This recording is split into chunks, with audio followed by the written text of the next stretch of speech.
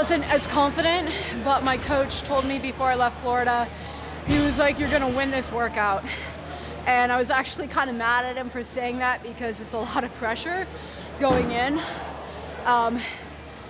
And I really obviously was kind of having a tough time this morning coming back from like a dead last finish, which I wouldn't say that was unexpected. Well, it wasn't outside of the possibilities because unfortunately gymnastics pulling strength right now is my biggest deficit.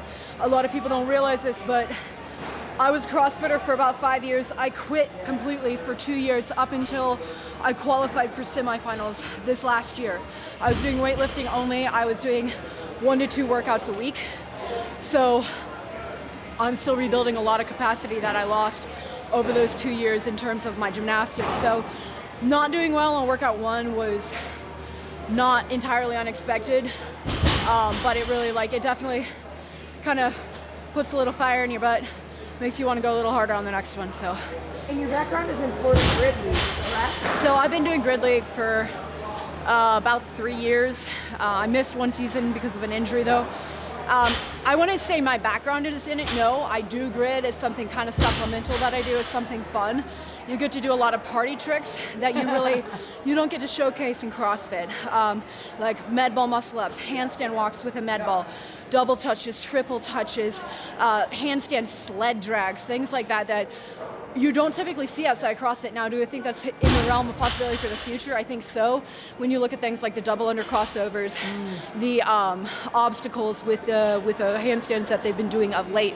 So I think there's a possibility those skills may eventually become useful to me in the CrossFit realm. But no, I ramble a lot. Sorry. No, that's okay. I guess I was curious because I feel like, and I don't know that much about Florida Grid League, but it's a lot of short sprint, high power output. Correct. And that's exactly what this workout was. So you have 3 different types of players in Grid League. You have strength specialists, you have utility players who are like your normal CrossFitters, and then you have bodyweight specialists who are the gymnastics. And then you put players in for each specific assignment based on their strengths and weaknesses. And typically, yes, in Grid League, most of the time you're only on the grid and actively playing for 30 seconds or less. Yeah. So it is extremely high intensity intervals, but even significantly shorter, obviously, than a 4-minute workout. And this is one that I think a couple years ago, this would have completely destroyed me. But one of the things that I've had to learn coming back and trying to make up for those deficits that were created by the time off is if I have to make up for those lacks in gymnastics ability by getting extremely fucking uncomfortable and being in a lot of pain, there's no barrier keeping me from doing that other than mental. So if I have to hurt a lot more to come back from those physical deficits that I have right now, then that's just what I have to do. I mean, and you could tell just by the look in your face and the way that you kind of collapsed at the end, are you still in pain? It's been I'm in pain. Maybe more than 10 minutes. Yeah, it's been 15 minutes or so, and yeah, I'm in pain right now. My chest is still burning. I was not really able to stand for a while there, but again, if that's what you have to do to make up for the muscular endurance that I'm still trying to regain, then that's what you have to fucking do, So. We're supposed to compete at Rogue, almost did through the online qualifier.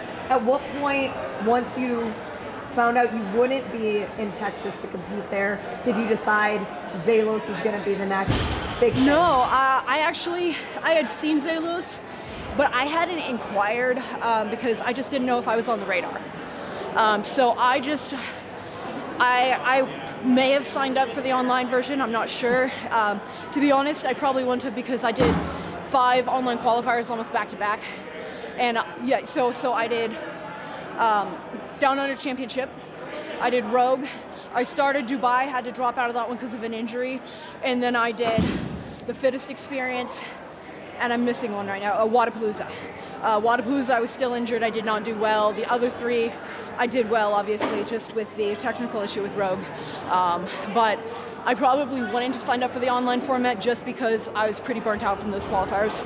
But getting the invitation to come to the live event was just a neat opportunity.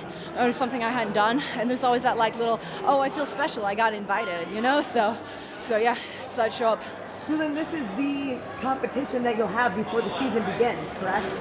So I will also be doing the fittest experience.